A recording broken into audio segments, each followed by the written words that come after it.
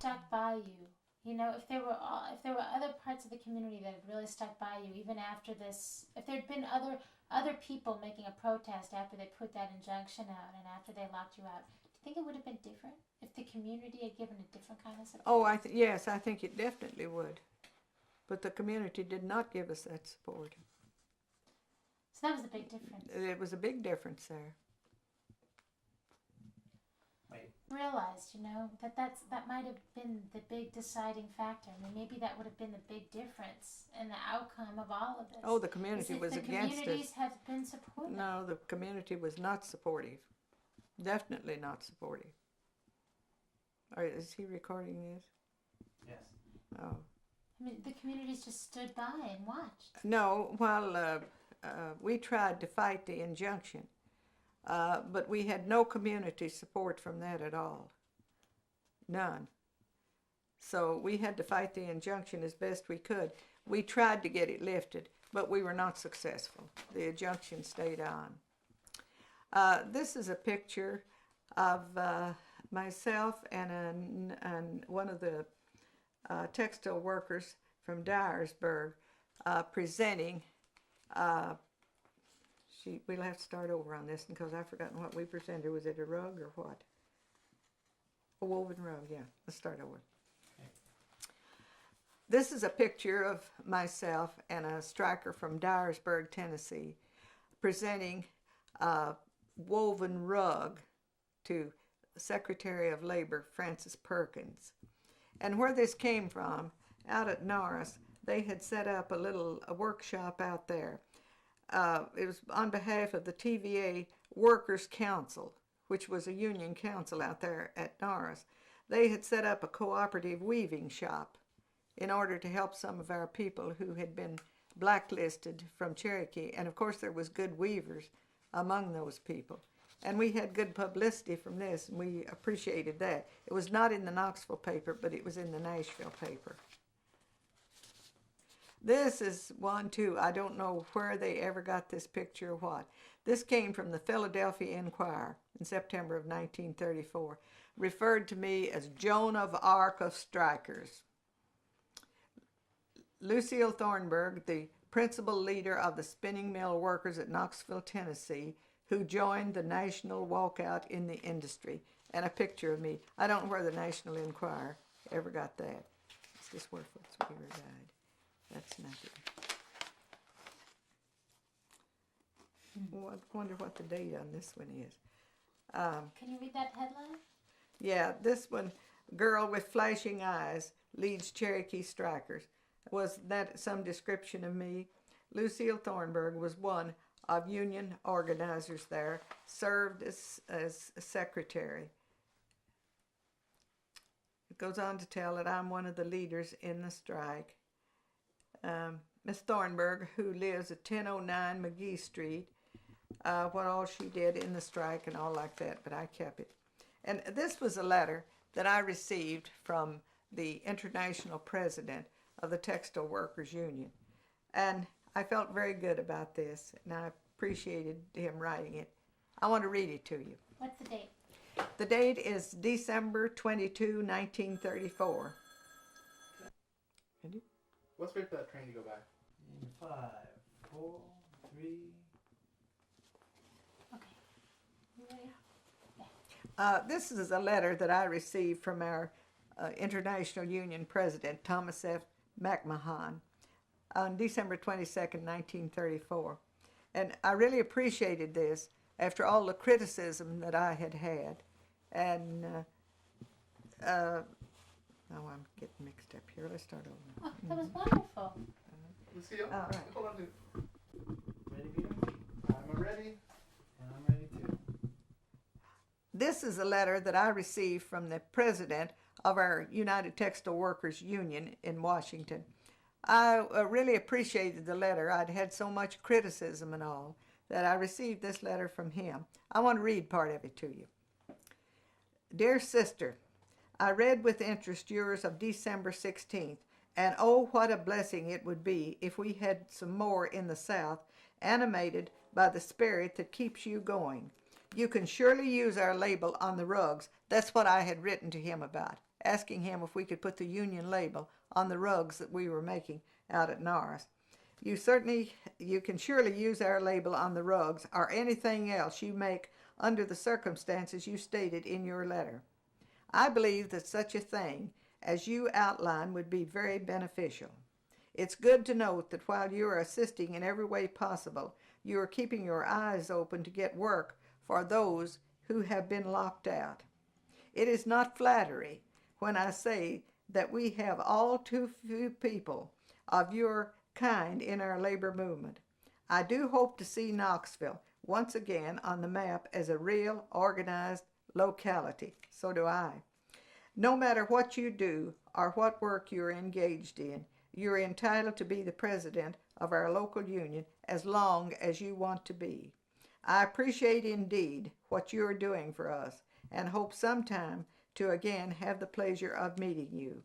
With best wishes to all of you for a Merry, Merry Christmas. Fraternally yours, William F. McMahon. I like that. I thought that was nice. And this is still another one from him. As I said, all the criticism I'd had, I really appreciated his letter. This is December 12th. Dear Sister Thornburgh, your letter of December 8 received and carefully noted. I am sure that this gives hope to our good people in the Cherokee Mill and will undoubtedly be a great aid to all textile workers in Knoxville. All credit is due Mr. Connor, with the exception of what is due you for your perseverance and courage. Had it not been for you, the thing would have fallen by the wayside long, long ago. The buzzards have tried everything to destroy you, but have failed. But if more like you were around, it would be an incentive to the people to maintain a permanent organization.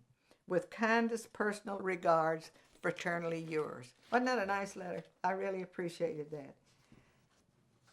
that. This is where Hold on, let me get. No, it never did grow to be. They didn't expect it to grow to be a big thing, but it took care of like 15 or 20 people, which was good. This is just a picture of some of us at a state labor convention. That was my first state convention, and I liked it very much. I learned a lot there. Was that before the And strike? that was after the strike. And this is pictures of Stanley Rounds, who was president of the Central Labor Council here from the Iron Workers Union. C.C. Arthur was vice president from the Railroad Workers Union. Vance Stamps, a carpenter, was the conductor, and I was the financial secretary. See my picture there with all of those men? I was real proud of that. It's just a letterhead from the Central Labor Council. The next thing that I was involved in the labor movement that was really noteworthy was the big Labor Day celebration that we had here in 1936. That was really something. We had the president of the American Federation of Labor, William Green, was here as our speaker. We had a big barbecue and rally. It was a real shot in the arm for organized labor that we very much needed here in Knoxville. And you were able to do that even after the strike? After the strike, that's right. There's a great ribbon there. What is that?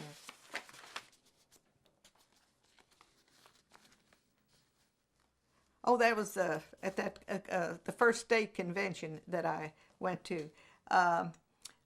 This says Tennessee Federation of Labor.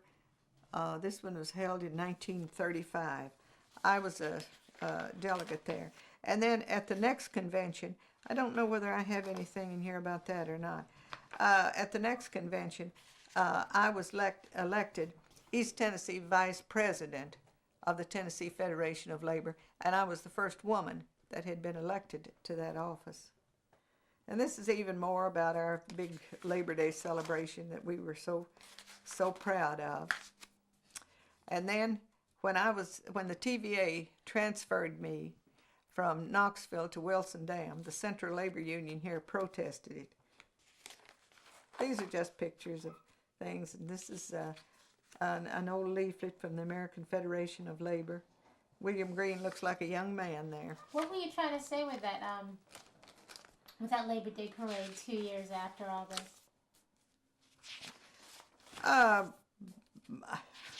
We were just, I think we wanted, and we were able to, we wanted to show the strength of organized labor in this area. And we did. We were able to do it. We had a parade that was over a mile long. We paraded, and we had just organized, it was a newly organized group over to Alcoa, the Aluminum Company of America. And our parade went from Knoxville to Maryville, 16 miles. And then we had a big barbecue. We had watermelons. It was a big to-do. And the newspapers carried stories on it. We had several good stories on that. Did you feel like you were thumbing your nose at Cherokee? I guess so. That'd be a good way to put it. That we were letting Cherokee know that we were still alive and well and working. We let them know that. Now that's it. Okay, there's one more picture of you with that car, the CIO car.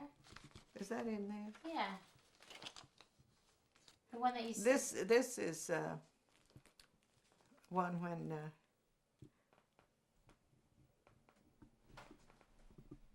Well, that's President Green arriving in Atlanta.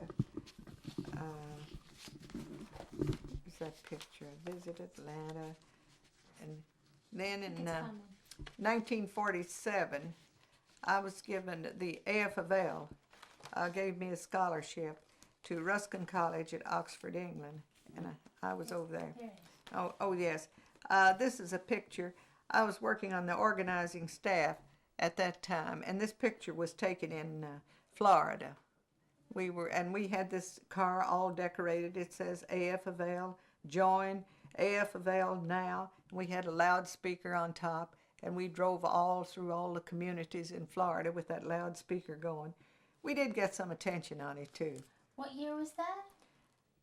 It's on top. 1939. How'd you feel? Was it scary having a car that had that emblem on the outside? It was at first, but we got by with it, and we saw, well, this is working. Let's use it. Was that part of Operation Dixie? Yes. Could you just flip back to that and tell me that was part of Operation? No, wait a minute. I didn't. Operation Dixie was Amalgamated Clothing Workers. Okay, so which was this something? This we were. There it is. You just passed it. That. I was on the organizing staff there, and at that time I was helping the laundry workers. I was helping the organizer for the laundry workers to organize there. And we thought that was a good idea to have the loudspeaker and the decorated car to go around. Maybe it did. We finally organized the laundry we was working with. So maybe it did work. Now, we got it all. I think so.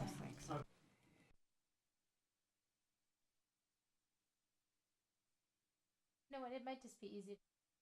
Strike is on the United Textile Workers.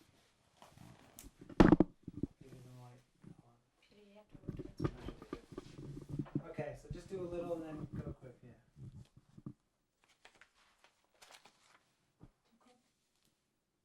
And you were on the picture in the car or something there.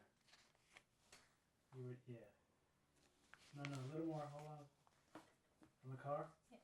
If it's easier, Lucille, you could actually just talk it through a little bit. You could read that one. To all textile workers, official notice. And then it goes on to tell us about what the strike is being called for. This was a very informative leaflet. And this was one of the first pictures that was taken of the strike. They'd come out and ask us questions, but that was the first picture that we had. Unions vote to walk out today. September 4.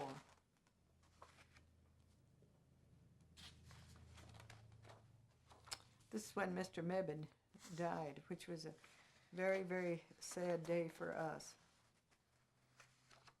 This gives a list, not exactly a list, but it tells of all the people. that had been locked out, Really? and where we were calling on Secretary of Labor Francis Perkins to help us. Oh, this was the injunction. That was a sad day. We could no longer picket. We could no longer work with each other in any way. Could you point out the blacklisted?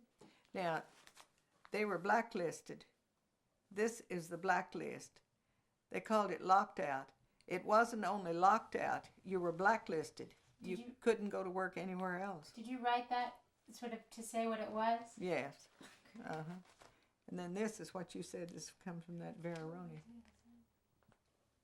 Where you underline. Where I underline. You like point and then turn. Point to the strike thing. Point to this? Yeah. And turn it. Yeah. And point to the car.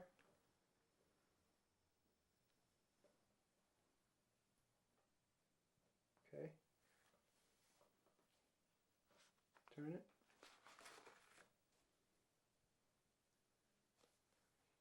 Read it out. Read that one out loud. To all textile workers, official notice. This was the notice of the strike. Okay. Actually.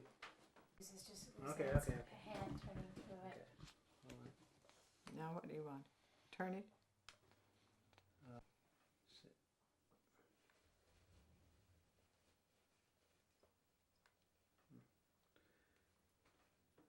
Okay. Turn it? Yeah. That picture is so dim that I don't think you can. Point again. Actually, you know, you could just point to your picture there. There it is. I'm not too close. Looks great. Okay, turn it.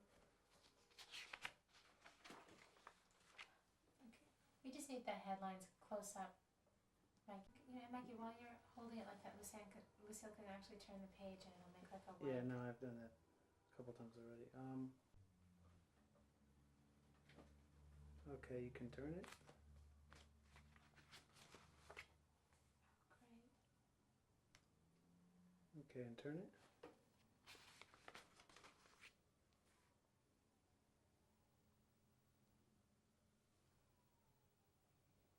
Can we lower it down so I can lower your finger so I can, yeah.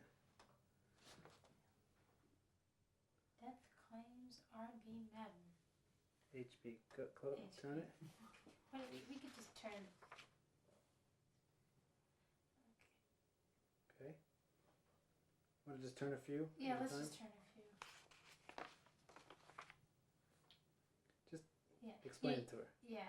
You know, yeah, you could just move your finger around a little bit and you could just tell me what that headline was and then you could just turn it and keep on going. Judge enjoins Cherokee Mill strikers. Gorman seeks troop protection. Blacklisted to rehire men when needed, management says. Let's do that one more time because that one's a real important one. This headline and then with your finger, and then go into the other one directly. Great.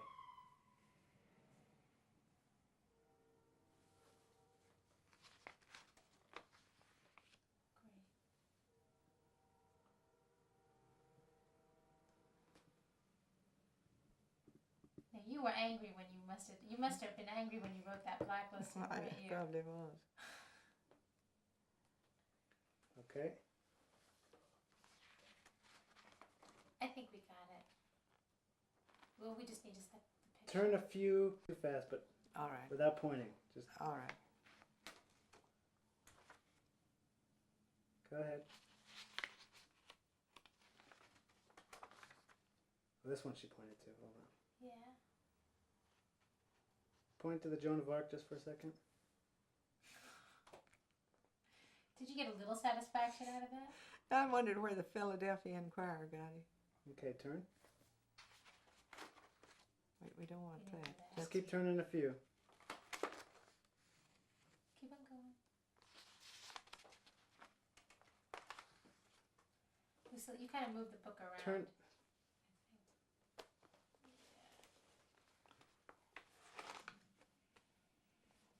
But that's gonna match continuity. Doesn't matter. Actually, you know what, Lucille? This one we spent a little bit of time on reading. Okay. So just. You want to make like you're reading that a little bit, All right. sister?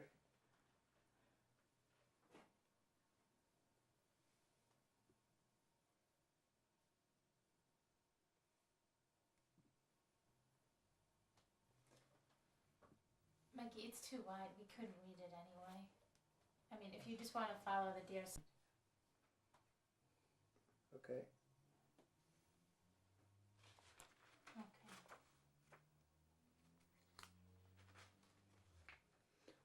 Thanks, Lucille.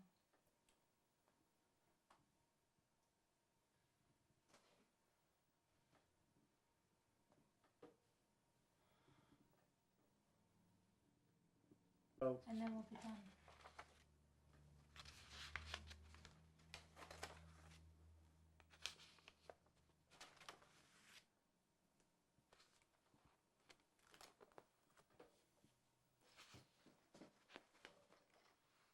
Pull the ribbon down.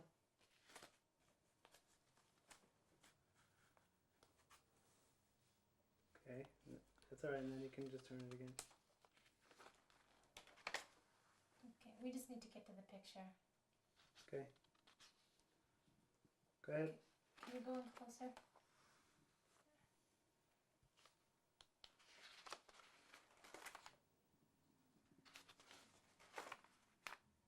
I love those portraits.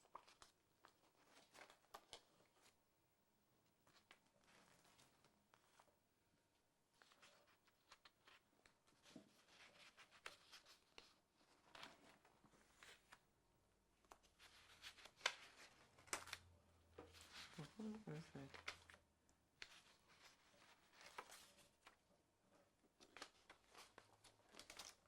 There it There is. it is. Mikey, it's the other one. Oh. You want me to turn over more? Just to there. Alright, but let's do it without Judith's finger. Okay.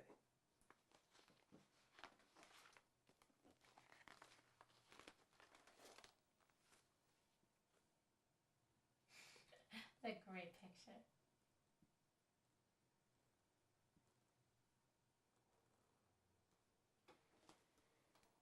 And then flip another one.